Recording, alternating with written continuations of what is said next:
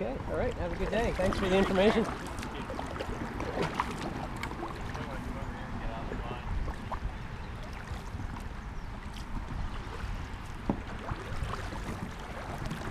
All right, I'm heading upstream.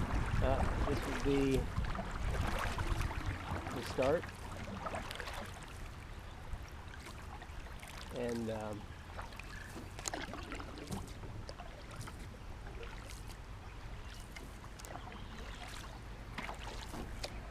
we'll probably likely start upstream and proceed up to a large island.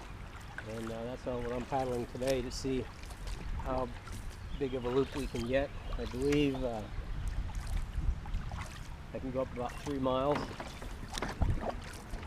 So up and back should be around 6.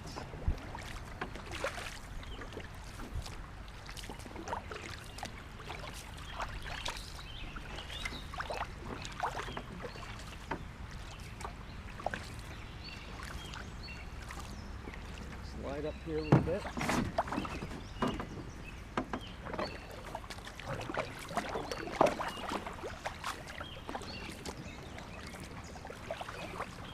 We'll take the time to talk a little bit about technique. So what I'm doing here, just getting started, I'm warming up, and I always go through some technique items. Probably the first thing I'm thinking about is keeping my back straight, my lower back. So you want to think about keeping your belly button out. And you always want to bend and twist from the waist. Next thing I'm doing is I'm looking at where my paddle is being planted. I want to make sure that I'm going in roughly, about my ankle. It usually isn't good for very long to reach above your foot. I mean, maybe just to get a stretch in, but normally the most efficient paddling technique, I believe, is starting up so your paddle enters right around your ankle. It'll vary a little bit based on your arm length.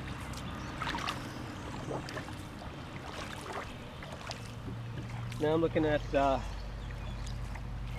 where I'm pulling my paddle out.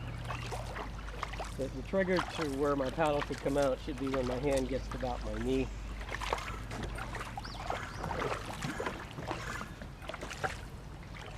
Now if it feels like your stroke is too short, that probably means you're not using all your muscles and getting a little bit of a twist at the shoulders. So if you're getting a good twist at the shoulders, then you don't need that much motion on your bottom hand. If you think about it, your bottom hand is more like a pivot. Now I'm getting my technique a little better. I can feel my heart rate going up because I'm getting all my muscle groups involved. My feet are securely attached to the foot brace, and I have a slight stiffening of the leg on the same side of the paddle, as I'm not really pushing but just stiffening my leg so I have a good solid connection to the boat. So therefore I'm thinking about my breathing. Make sure I have some deep breaths and blow my breaths all the way out. Then also thinking about how I'm holding my paddle. That I should have a comfortable, loose, relaxed grip. And then I'll stiffen up my arms a little bit in my grip when I paddle. You always want to relax. Your fingers should be loose. and you recover.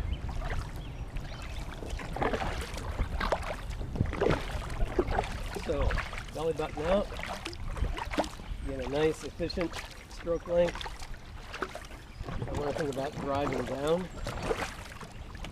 and I want to make sure I don't bury my paddle. It's really easy to bury your paddle as you're paddling. If you want to bury your paddle, you always want to do it at the beginning and lift it out as it's coming back. That's the ideal. A lot of times to snap my paddle out, what I'll do is I'll push on my pinky on the top hand. So if you push on your pinky at the end of the stroke, it tends to pull your paddle out perpendicular to the water instead of getting a twist. Some people do a twist, and all it does is just flip water and wear out your forearms. So if you can counter that twist by pushing on your pinky, that's a good technique. Now I'm going upstream, so a little bit about strategy. First, you always want to paddle, for the most part, where the current seems to be released. So looking ahead, I can see the creek bends to the right. So it makes sense at this point to be on the right, because likely there's a little eddy here.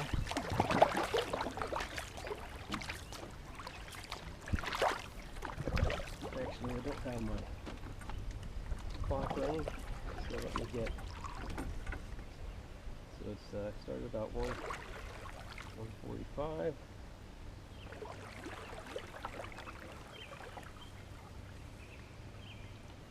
So we at 1:45.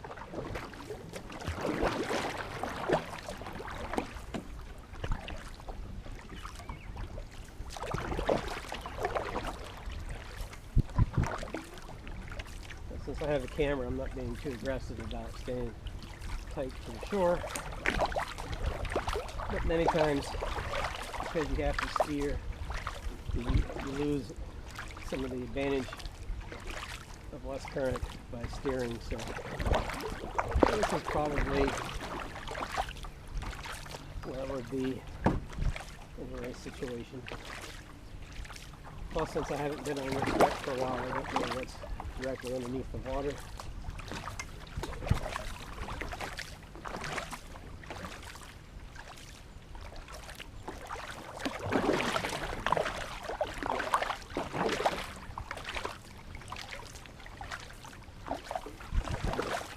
I'm also trying to be conscious of how my body's moving front to back.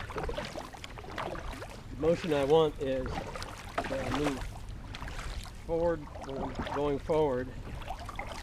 My paddle coming back, my body should be coming back. But anytime you notice you're doing the opposite, that means you're wasting motion. So always make sure that, and you can kind of tell by comparing the thwart to the bottom. If you notice the thwart, as you can see it moving forward and back, you can tell which direction you're doing. So I'm going to do it the wrong way. The wrong way would be like this. I'm going back and then forward. What you want to do is go forward and then back. Slightly, not a lot. So it's always important not to overdo anything.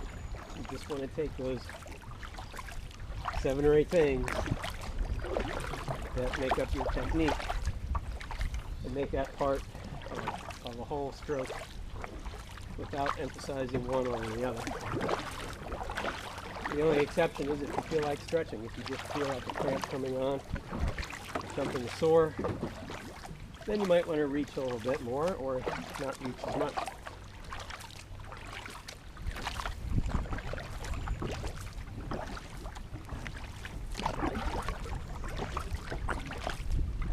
Camera still working.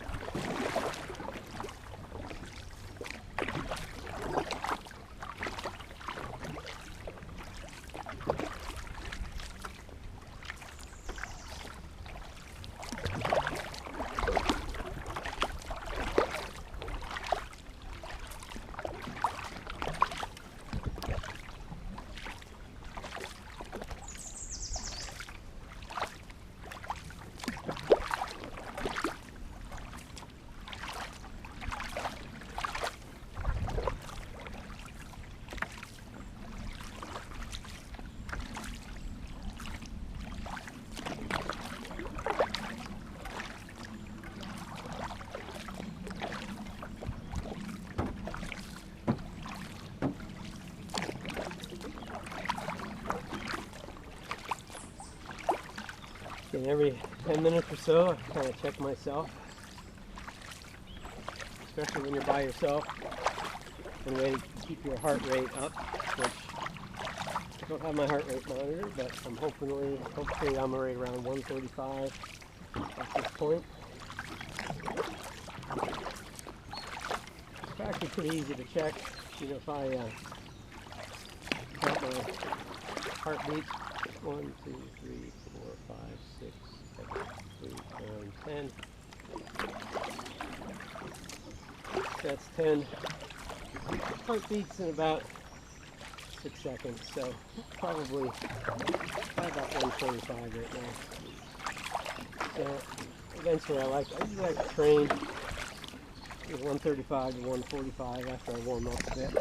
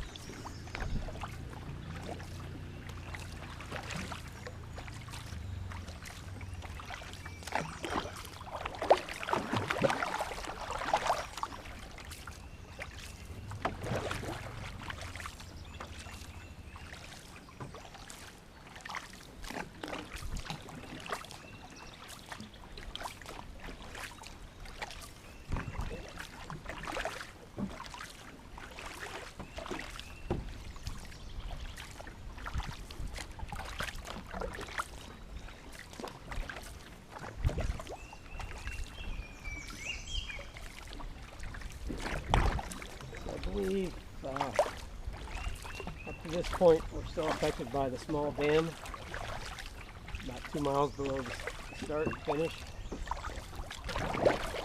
But with the rain we've been having, it's at least a foot higher than usual, so definitely some nice paddling here.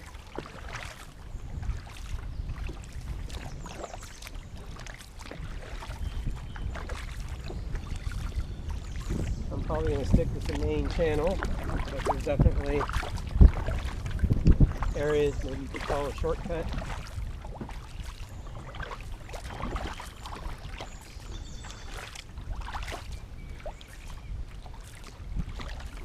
While you're paddling, you want to make sure you always lean downstream. Like here's a little bit of current.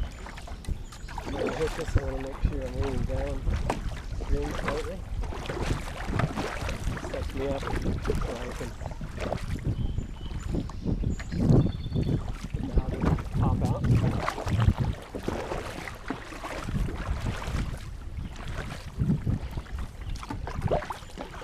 So I believe I want to turn around somewhere in here for the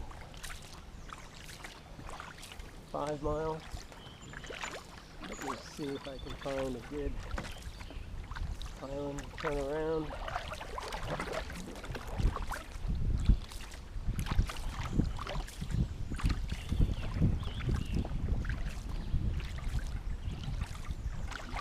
A little fade in there.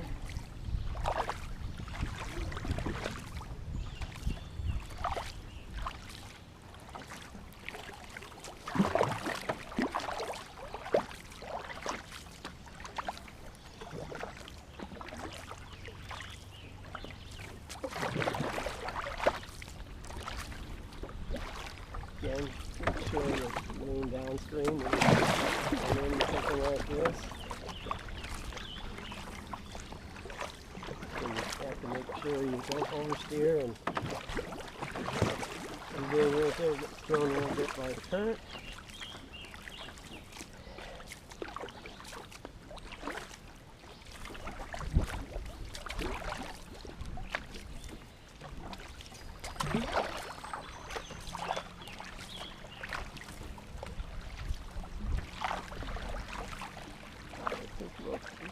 Tricky to turn around. I think we'll look up further, stream further. On the way back, I'll mark this spot.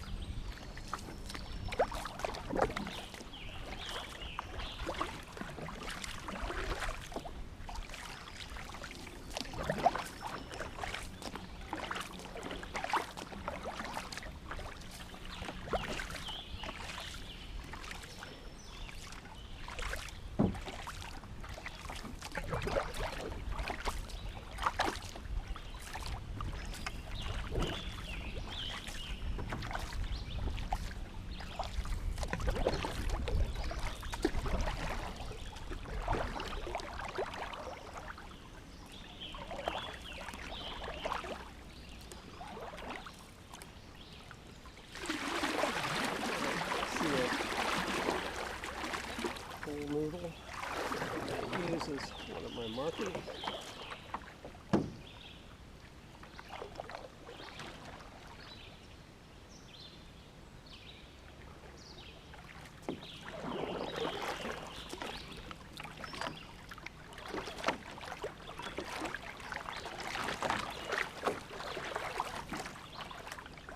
Definitely a nice area. All kinds of little islands and things to explore.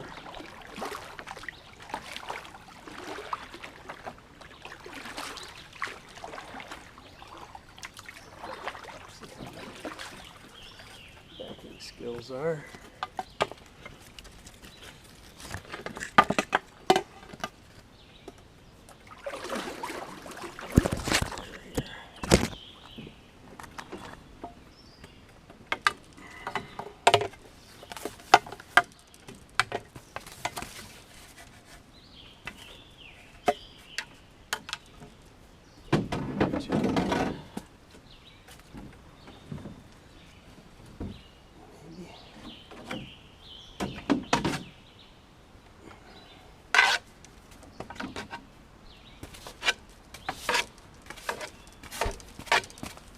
Yeah, we're talking. Hey, for the noodle, would be some orange tape, but that'll make it nice to see.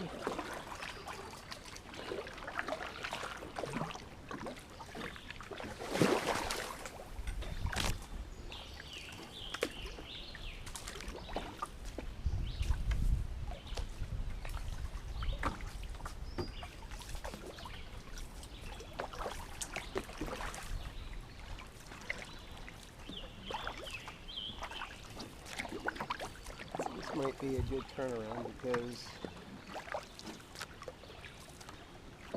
nice little chute down there.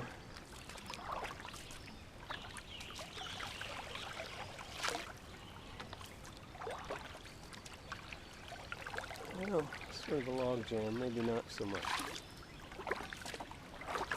Maybe this island up ahead would be the one.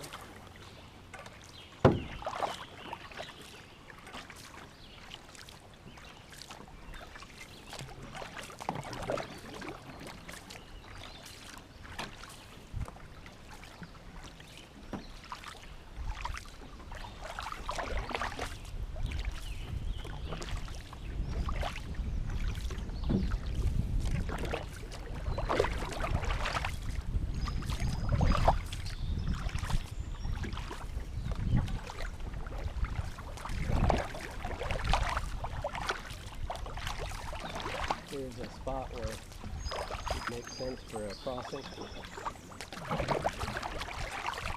Moving downstream slightly.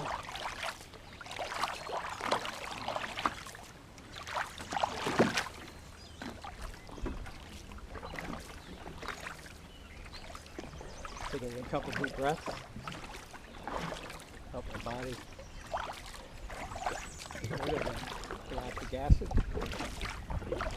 I also tend to do the old chicken wing where my elbows go out, so when my elbows get sore, it's a good idea to try to keep your elbows close to your side when you're coming down, instead of letting it extend out. Depending on your makeup, you may also find getting sore elbows, and that will help.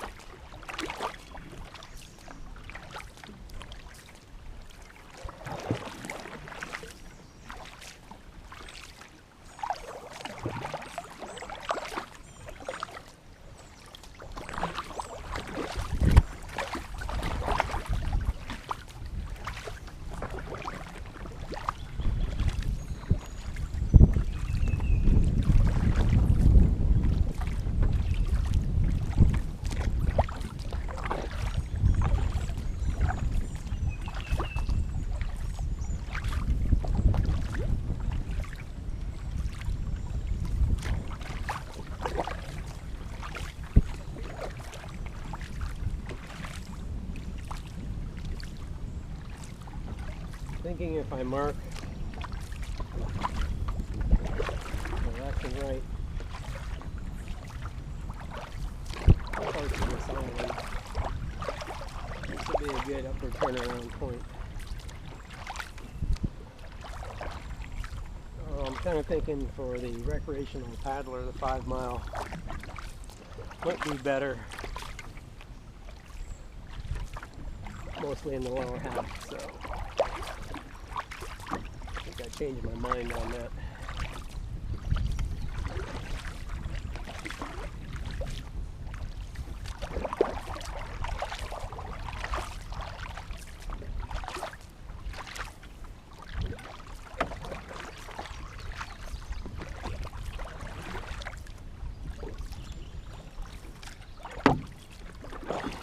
Could mark that branch.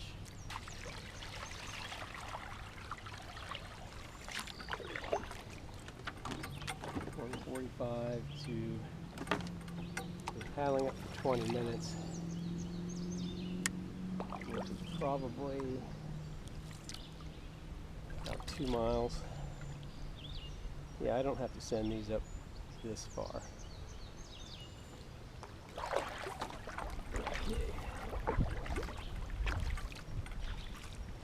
For the long race, we'll keep going up here.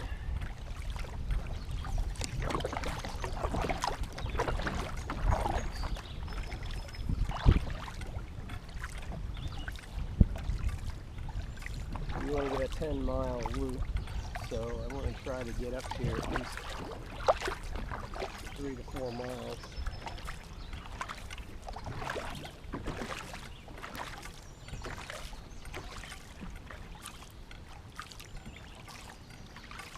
Paddle for another 15 minutes and then check my phone, the map, to see where I'm at. Actually, I probably should check right now.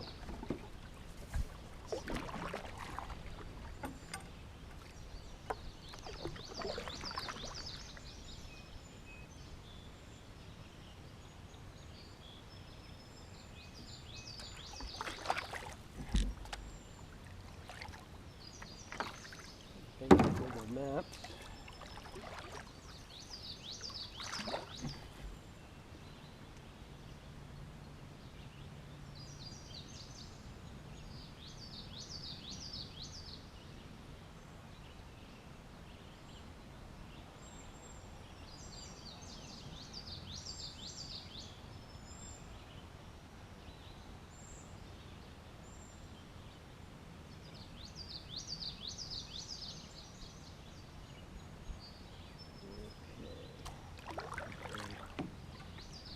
Website.